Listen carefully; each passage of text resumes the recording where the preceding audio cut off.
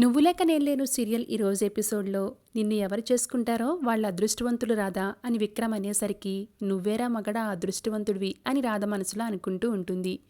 నువ్వు ఏ ఇంటికి వెళ్తావో వాళ్ళ ఇంట్లో వాళ్ళంతా లక్కీనే అని విక్రమ్ అంటాడు. థ్యాంక్స్ రాధా అని మళ్ళీ చెప్తాడు. ఇది నా కుటుంబం, నాకెందుకు థ్యాంక్స్ చెప్పడం అని రాధ అనేసరికి నువ్వు అమాయక చక్రవర్తివో పెద్ద పోలీసు వాడువనో అర్థం కావట్లేదు. దొంగ చిట్టి వచ్చినా గుర్తుపట్టలేదు.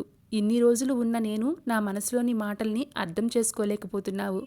నీకు అర్థమయ్యేలా నేను చెప్తాలే అని రాధ అనుకుంటూ ఉంటుంది.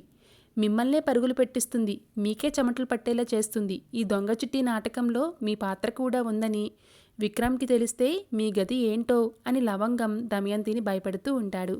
దాంతో దమయంతి కోపంగా లవంగంని తిడుతుంది. ఆ తర్వాత సుందరి దమయంతి దగ్గరికి వచ్చి తన కాళ్ళు పట్టుకుని రిక్వెస్ట్ చేస్తుంది. నన్ను కాపాడండి మేడం అని అంటుంది. అందితే జుట్టు, అందకపోతే కాళ్ళు పట్టుకుంటావా? ఇలా అవుతుందనే వద్దు అని అన్నా. నువ్వు రెచ్చిపోయి అత్యాసపడ్డావు.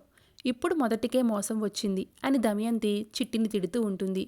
నేను దొరికే పరిస్థితి వస్తే మిమ్మల్ని కూడా వదిలిపెట్టను, మిమ్మల్ని కూడా ఇరికిస్తా. కాబట్టి నన్ను కాపాడుకునే బాధ్యత మీదే, జాగ్రత్త అని వార్నింగ్ ఇచ్చి వెళ్ళిపోతుంది సుందరి. ఇది నన్ను రిక్వెస్ట్ చేయడానికి వచ్చిందా, నన్ను బెదిరించడానికి వచ్చిందా అని దమయంతి అనుకుంటూ ఉంటుంది. ఇక మరోవైపు రూమ్లో బొద్దింక వచ్చిందని రాధ హడావిడి చేస్తూ ఉంటుంది. చిట్టికి కూడా బొద్దింకంటే భయం.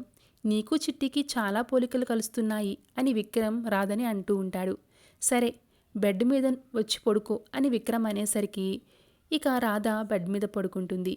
నిద్రలో విక్రమ్ కాళ్ళు చేతులు రాధపైన వేస్తూ ఉంటాడు.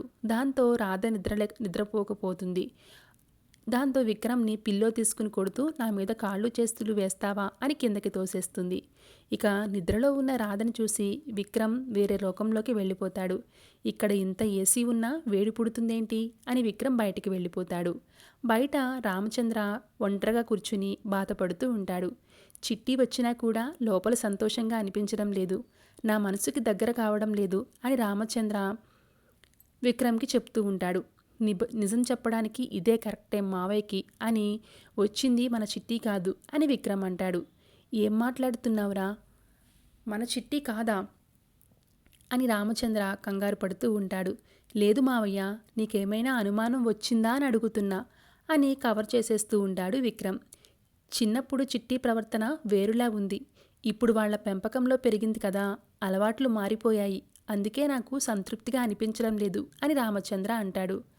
అవును మావయ్య, నాటకాల వాళ్ళ మధ్య పెరిగింది కానీ చిట్టీలా నటించడం రావడం లేదు అని విక్రమ్ అనేసరికి ఏంట్రా అలా మాట్లాడుతున్నావు, చిట్టీలా నటించడం రాకపోవడం ఏంటి అని అంటూ ఉంటే అదేం కాదులే మావయ్య, నువ్వేం టెన్షన్ పడకు, వెళ్ళి పడుకో అని చెప్తూ ఉంటాడు విక్రమ్. Thanks for watching.